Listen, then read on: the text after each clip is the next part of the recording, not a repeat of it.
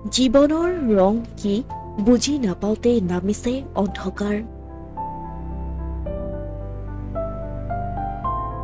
পখিলা খেদাৰ বয়সত বিচনাখনহে হৈ পৰিছে সংগী।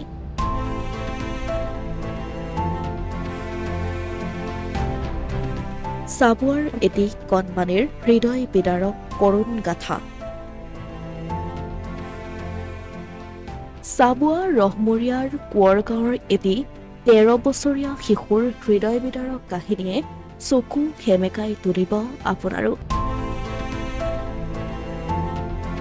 সমনীয়াৰ সৈতে খেলাৰ বয়সত অথবা যি সময়ত শিক্ষাৰে জীৱন গঢ়াত ব্যস্ত হৈ থাকিব লাগিছিল, সেই সময়ত জীয়াই থকাৰ বাবে যুঁজিব লগা হৈছে 13 বছৰীয়া শিশুটিয়ে। মাত্ৰ 13 বছৰ বয়সতে দুয়োটা কিডনী বিকল হোৱাৰ পাছত এতিয়া পৰিয়ালটোলৈ নামি আহিছে কাল অমানিশা। পিতৃ সুভাষ ছত্ৰধাৰা আৰু মাতৃ অনুৰাধা ছত্ৰধাৰাৰ একমাত্ৰ পুত্ৰ সন্তান অনাদীপ ছত্ৰধাৰাৰ এতিয়া দুয়োটা কিডনী বিকল হৈ পৰিছে।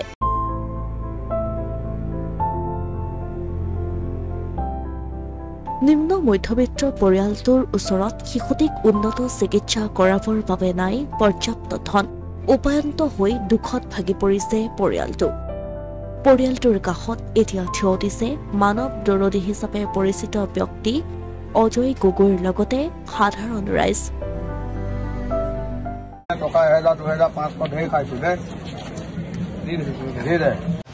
আজি যি আমাৰ কণমানি শিশুটো, যিটো আমি যোৱাকালি আমি তেখেতৰ ঘৰলৈ গৈছিলোঁ, তেখেতৰ গাঁৱৰ ৰাইজ আৰু ওচৰ চুবুৰীয়া যিমান তেখেতৰ পৰিয়ালবৰ্গৰ লোক সকলো উপস্থিত হৈছিলে। সাংবাদিক বন্ধুসকলো তেখেতৰ ওচৰলৈ আহিছিলে। আমি খবৰটো পাই গ'লোঁ, গৈ মেলি খুব তেখেতক দেখি বেয়া লাগিলে। তেখেতৰ যি দুইটা কিডনীকে ডেমেজ হৈছে, যিটো 13 বছৰীয়া এটা শিশু, তেখেত 6ত পঢ়ি আছিলে। খুব বেয়া লাগিছে, দুখ লাগিছে। তেখেতকতো কি কৰিম, এতিয়াতো আমি যেনে তেনে যিটো তেখেতৰ মাক দেউতাক, তেখেতৰ আইতাক যি এতিয়া ভুক্তভোগী হৈ আছে, মানে পৰিয়ালটো একদম খুব মানে কান্দা কোটাত আমি ৰূপত দেখা পাইছোঁ। গাঁৱৰ ৰাইজেও খুব দুখ কৰিছে, পৰিয়ালটোৰ কাৰণে যথেষ্ট কষ্ট কৰিছে যে তেখেতক ভাল হোৱা সুস্থ এটা পৰিৱেশত যে আহক। কিডনী দুটাটো চাওক, এইটো বদলি কৰিবলৈ বা আজি চেঞ্জ কৰিবলৈ দুইটা কিডনীকত বহুত আমাৰ টকা প্ৰয়োজন আছে। এইটো কোনো এজন ব্যক্তিয়ে বা দিয়া সম্ভৱ নহয়।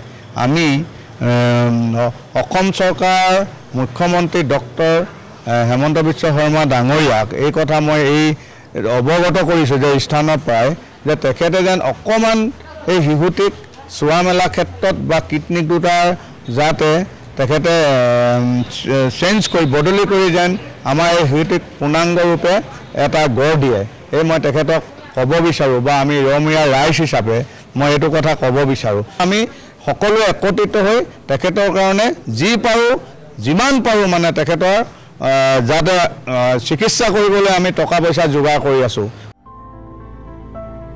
অজয় গগৈৰ পৃষ্ঠপোষকতাত ৰাইজে এতিয়া 6ষ্ঠ শ্ৰেণীত অধ্যয়নৰত শিশুটিক উন্নত চিকিৎসাৰ বাবে বিভিন্ন জনৰ ওচৰত দানপাত্ৰ লৈ বৰঙণি সংগ্ৰহ কৰিছে। অজয় দা অবিহনে আজি আমি হয়তো ইমান দূৰ আগবাঢ়িব নোৱাৰিলোহেঁতেন। আমাৰ ফালৰ পৰা আমাৰ কোঁৱৰ গাঁৱৰ ৰহমৰীয়াবাসীৰ হৈ মই অজয় দাক চিৰকৃতজ্ঞ বুলি ভাবিম। আজি এই সৰু শিশু ল'ৰাটিৰ কাৰণে যে ইমান দূৰ আগবাঢ়ি যাবৰ কাৰণে গোটেই ৰাইজ উঠি পৰি লাগিছে। কাৰণ কিয়নো আমি এটা নতুন জীৱন দিব পাৰিলে মানে বহুত মানে আমি ভাগ্যৱান বুলি ক'ব লাগিব। আৰু এই অকণমান পইচাই ভাবিছোঁ নহ'ব, কাৰণ কেলেনো বহুত ডাঙৰ এটা ধনৰ প্ৰয়োজন হৈছে। কাৰণ কিয়নো এইটো সামান্য এটা টোপ বুলি ভাবিছোঁ মই। কাৰণ এনেদৰে ওলাই আহক, সকলো আহক, আহি আমাৰ লগত সহযোগ দিয়ক আৰু সেই পৰিয়ালটিক, দুখীয়া পৰিয়ালটিক মানে হাঁহি থাকিবৰ কাৰণে এটা সপোনৰ মানে হেৰি দেখাই দিয়ক বুলি অনুৰোধ জনাইছোঁ। এই শিশুটিৰ চিকিৎসাৰ বাবে প্ৰয়োজন হ'ব লক্ষাধিক টকা। কোনো লোকে শিশুটিক কিঞ্চিত সহযোগিতা আগবঢ়াব বিচাৰিলে সহায় কৰিব পাৰে এইটো বেংক একাউণ্টত Subhash Chhatradhara SBI Chabua branch account number 408446299735 IFSC SBIN 0011796